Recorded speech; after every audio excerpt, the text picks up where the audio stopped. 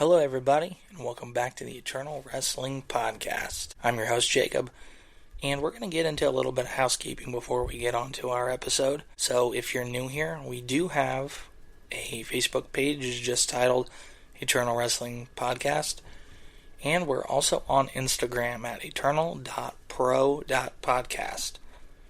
Also, besides Spotify, we are on Apple Podcasts for your listening wants and desires. Today we're going to get into AEW DYnamite Jan.7th episode. So the show starts off with Oklahoma's own Jim Ross returning to commentary. Jim Ross, he was a voice of my childhood during WWE Raw when I was growing up, and I often find myself quoting him many times through either out the day or just in general, because he's always known for saying, "By God," or "That's a slobber knocker," referring to matches or crazy events happening throughout the show.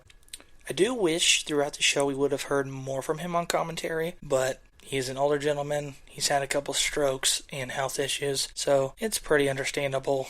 Start off the show, other than that, we are shown that Jake Doyle, he's formerly known as Jake Something, from TNA, makes his first appearance on AEW, to my knowledge. And he's also decided to align himself with the Don Callis family. He takes out the tag team of Jet Speed. Both of those individuals were not medically cleared since they were attacked, and they were supposed to be the tag team partners of Jack Perry tonight in a big trios match. So here's some quick thoughts if you're familiar with AEW. If not, well then I'm going to inform you a little bit. So the Don Callis family is a giant heel faction. To my knowledge, they got like 15 to 20 members, and it's starting to give some like NWO vibes, as in the faction's just getting really. That being said, I would like to see something happen within the faction eventually, where there's like Okada and Takeshita, they kind of have like a rivalry, or they did during the Continental Classic. There were some seeds planted there, and Okada did cheat, grab a screwdriver, and use it against Takeshita to get his win. It'd be cool to see maybe like a Don Callis Civil War type of storyline play out, or just the whole family implodes. It's chaos. Maybe certain members are like trying to get the big power players within the faction on their side, and that's just maybe my own fantasy booking a little bit within the faction dynamics. Yet eventually something's going to happen with such a large faction. There's going to be something go on, which, as we know, with pro wrestling, some storylines can move fast, others slowly. That's just my take on that. Our opening contest is Jon Moxley against Shelton Benjamin, which is a Continental Championship eliminator type of match, where if Shelton can win, he gets a shot against Jon Moxley for his Continental Championship. This match has a 20-minute time limit, and all faction members are banned from ringside. So, at the start of the match, Shelton Benjamin, he's all over Jon Moxley. He's definitely in control. Shelton goes for a clothesline, and he gets knocked over the barricade. They start fighting through the crowd. For some reason, the ref decides to not do any countouts here, which, that's fine, but usually in any other match, the ref's going to be counting, but I guess the ref just deemed this match too important to do a count out here. There was lots of just like back and forth punching, slamming each other throughout the crowd, ringside area, and then once they have re-entered the ringside area and gotten back into the ring, that's when Moxley starts to get the upper hand here over Shelton for just a little bit. And then Shelton, once again, he's all over Jon Moxley. He's got the upper hand, and he is in control. And Moxley, he's battling through fatigue and pain from his time in the Continental Classic tournament. He's still got a chipped front tooth, and he had a lot of damage done to one of his legs, which a lot of members and opponents were targeting his leg, trying to do submission maneuvers on him to get him to tap out during the course of that tournament, where he eventually won and became the champion. So both men, they do hit their finishing maneuvers, but they still can't seem to put the other opponent away. And then we're down to the final 60 seconds of the match. Shelton, he gets a triangle choke submission on Mox, and Mox is starting to fade. It doesn't look good. He's trying to get out of it. And then Moxley uses his leverage to turn that into a pinfall victory, with only 5 seconds remaining of the match. Afterwards, both men shake hands and show great sportsmanship. I will say that everything I've ever seen from Shelton Benjamin, he's always been an excellent athlete, and kind of like talking about his pedigree and just skills. He came up alongside Brock Lesnar, Batista, John Cena in OVW, which is Ohio Valley Wrestling, which back in, I want to say maybe around 2006, 2007, maybe even a little earlier, that was WWE's NXT or developmental brand. So I've also seen him put on some killer, phenomenal matches with Shawn Michaels, and he's just so amazingly athletic with what he can do in the ring and how good he can not only make himself look but his opponent. And I would definitely like to see him mix it up with Jon Moxley again, maybe even for the title, because this was a very interesting match and it was great pacing. And there were so many times where I thought Shelton was going to win, but Mox just pulled out the victory in the last couple seconds, and I just want to see them run it back. Then we cut to backstage real quick. Darby Allin, he's on a skateboard. He's searching erratically backstage for Pac, who is known as the Bastard, and a member of a heel faction called the Death Riders. He wants to be done fighting the Death Riders. He's tired of it, and he just wants to get a hold of Pac and get an answer on whether he's going to get his match or not. We then cut to a trios tag team match where the Demand, a faction made up of Ricochet and the tag team of Gates of Agony, are going up against Jack Perry and two mystery partners, since his partners were injured by the Don Callis family. And lo and behold, here comes Matt and Nick Jackson, the Young Bucks, to help Jack out in his time of need. So during this match, there was a lot of high-flying moves from the Bucks and Jack as well to get things going here. The Demand, they were definitely using their power and physical prowess to regain momentum in the early goings of this match, and then they decided to start isolating Jack from the Bucks for a while, just kind of beating him down type of thing, until Jack can finally get some breathing room and tag in Nick Jackson. Then super kicks ensue from the Young Bucks to their opponents, as that is their signature move, and plenty of double team maneuvers happen throughout this match. The Young Bucks hit a BTE trigger, and Perry hits a running knee to Ricochet to eventually get the win. This match was really fast-paced, a lot of top rope antics, and just really action, keeping the momentum going throughout the whole thing. And Ricochet, he also put a good showing on here. He's another person who is extremely athletic, and I've often heard people say that he's like a video game character. He can almost do any kind of flip or flop in a way and land and spin. But after the match, once again, the Don Callis family come out and attack our winners here, beating down the Young Bucks and Jack Perry, until eventually the injured team of Jet Speed, they come out. They're all bandaged up. They got some weapons. They run off, or attempt to run off, the Don Callis family. And then, surprisingly, Andrade makes his return to AEW. I will say there was some issues where he may have a prolonged clause on his WWE contract where he couldn't compete in AEW, but it appears that's null and void.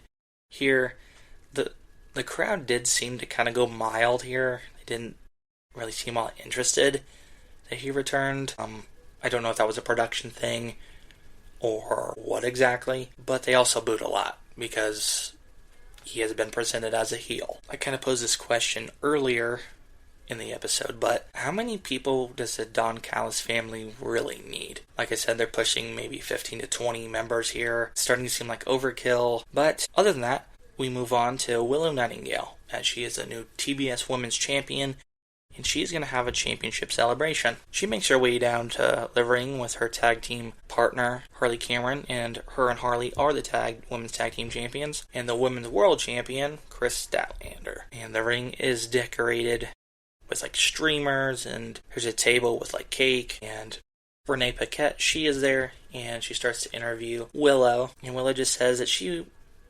wants the fight, and she wants to fight and defend her championships. She'll defend both of them if need be in a single night, and she's just really passionate about pro wrestling and loves pro wrestling. She then invites Mercedes Moné, who she beat for the TBS championship, to come on out and enjoy the celebration. Willow is willing to let bygones be bygones here, and as Mercedes comes out, she has this veil kind of sombrero-like thing on. She's looking very distraught since she lost her championship. But Willow, she does praise Mercedes for having an amazing 2025. And Mercedes just cannot take this.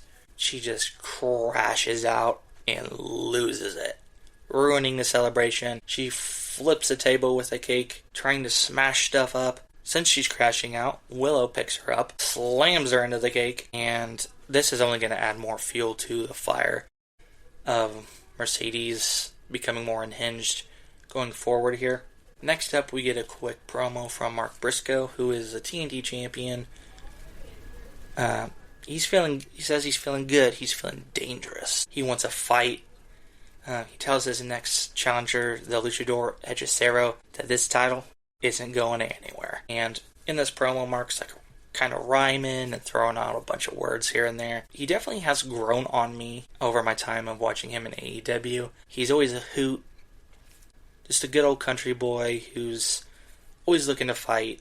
Always delivers some comedy and a good laugh whenever he's on the screen. Next up, we have another promo. This time it's backstage in the arena by the female faction, the Triangle of Madness. The ladies decide to throw a challenge out to Chris Statlander and the tag champs, Willow and Harley. Some of them have like a rhyming, chanting vocal cadence when they deliver their lines, just kind of adding to their ominous presence, which is totally fine here. They just throw out a challenge, and that's kind of it. The next up, we get a match where Sammy Guevara is facing Bandito, who is the number one contender for the AEW Men's World Championship. So Sammy laid down this challenge last Saturday on Collision, and he just wants to make an example of Bandito and wants to pretty much steal Bandito's chance of becoming world champ and just be world champ to prove himself. At the beginning of the match, Bandito offers his handshake to Sammy, and Sammy just puts his middle finger right up into his face.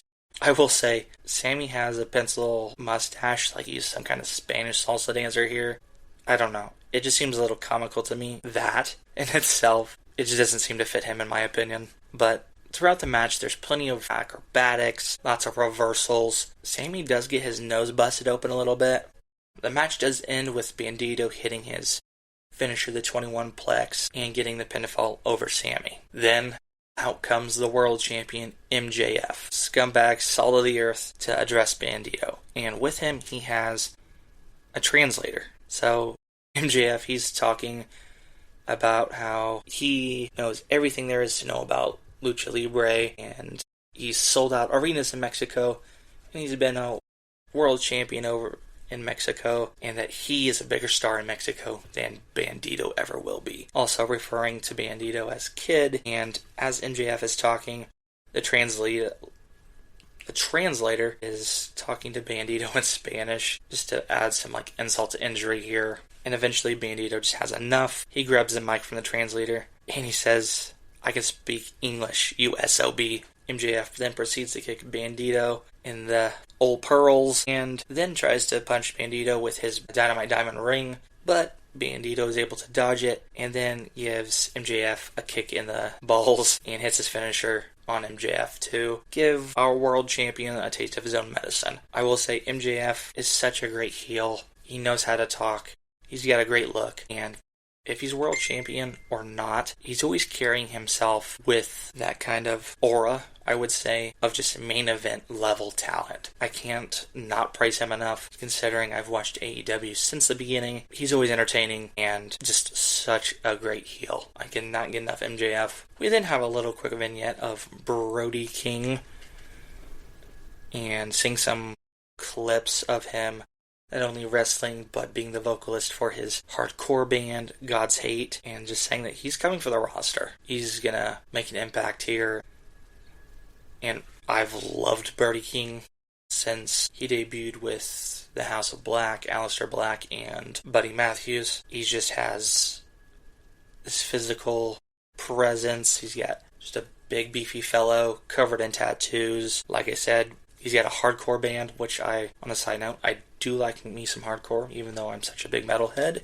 But it was just really nice to see AEW kind of show some of Brody's influences besides just pro wrestling here. Next up, we have a women's singles match where Toni Storm versus Marina Shafir. Toni, she starts the match off as being the aggressor. Marina is able to turn things around, just using her strikes and like her submission kind of abilities to really help her out during this match. Unfortunately, the match does end in a DQ win for Toni after Death Rider faction member Wheeler Yuta pulls the referee out of the ring during a pin attempt. Then, after the bell rings, Shafir attacks Toni, leading to Toni's tag team partner Mina Shirakawa coming out to make the save, but she then gets a high kick from Shafir to the face. Then, as the Death Riders are kind of coming out, the conglomeration come out to aid Toni, which then results in the Death Riders deciding to back it up and let things be. Orange Cassidy of the conglomeration, I noticed he's having a big stare down with the Swiss gentleman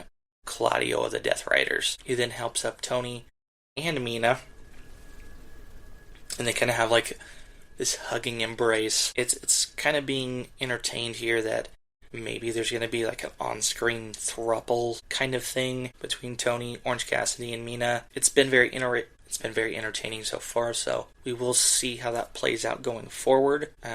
Toni, she has this like 1920s Scarlet kind of gimmick, and Orange Cassidy is just very chilled and laid back and kind of blah with his demeanor, and Mina's more like punctual. So there could be a lot of fun comedy woven within the storyline or just story dynamic between these three. So after that match, we have an interview with the Death Riders' own Pac about how he's beat Darby twice, and he doesn't really view Darby worth his time. And of course, speak of the devil, and he will appear. Darby shows up, and he's pressuring Pac for a match. Darby is able to actually beat down Pac, and he gets Pac pinned down in a door frame where he's threatening to smash Pac's ankle if he does not grant him the match. So, since Darby has the upper hand in this scenario, Pac grants him his wish, and here come the Death Riders, running off Darby to save Pac. Very kind of like chaotic little backstage moment. And it also just adds to Darby Allin's recklessness and his daredevil attitude.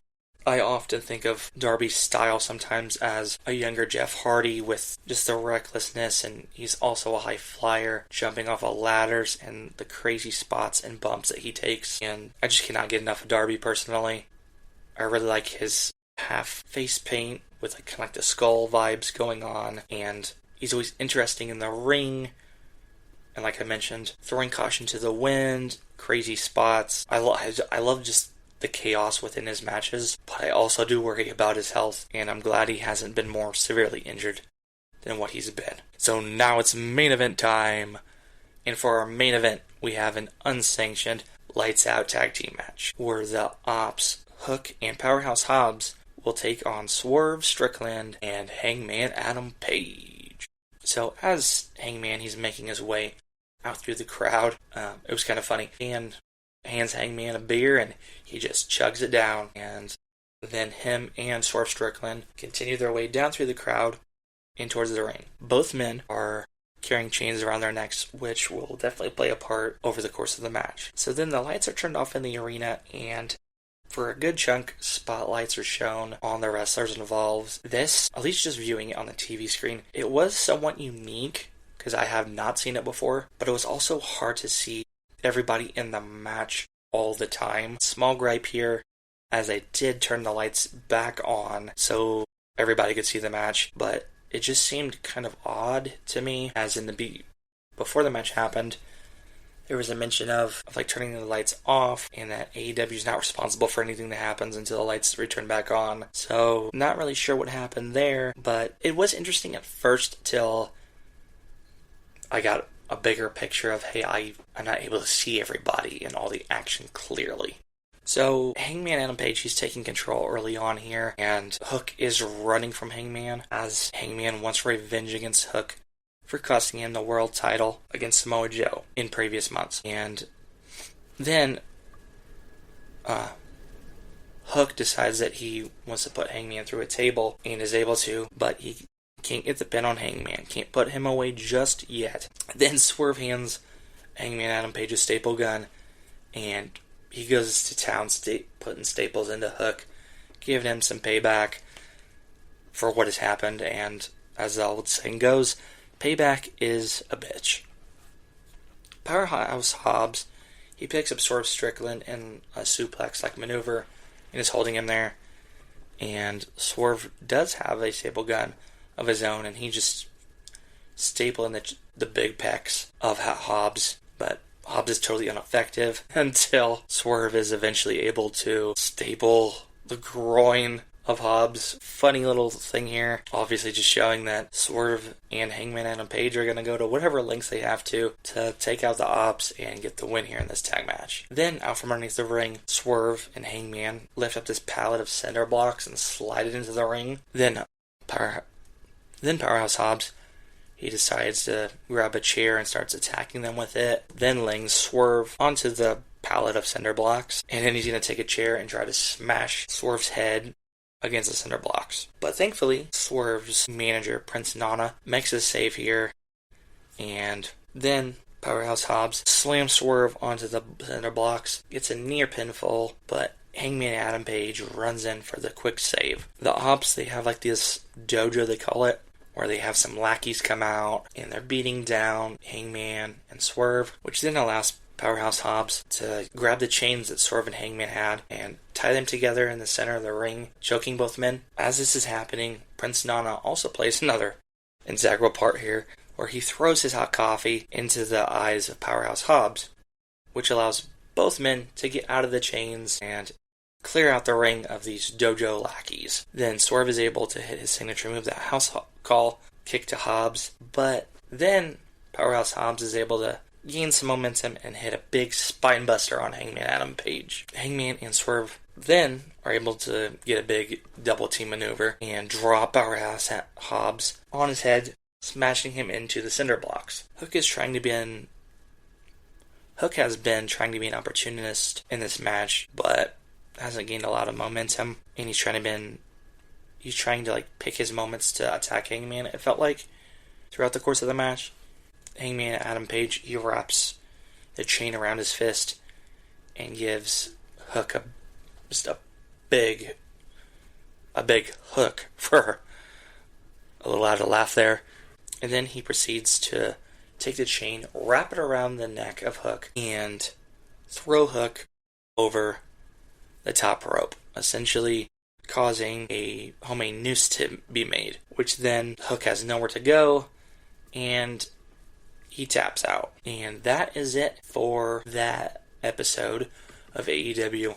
I will say with AEW that there's never an issue with the matches being boring or uninteresting, and oftentimes we do get pay-per-view level matches on weekly television, which I'm always for. I will never not want amazing matches on my screen. That's the whole reason why I watch pro wrestling, why I love pro wrestling, because at the end of the day, rivalry storylines are always going to end in the ring in a match. A match is always the deciding factor. I just would have liked to see a little bit more from the women's division here.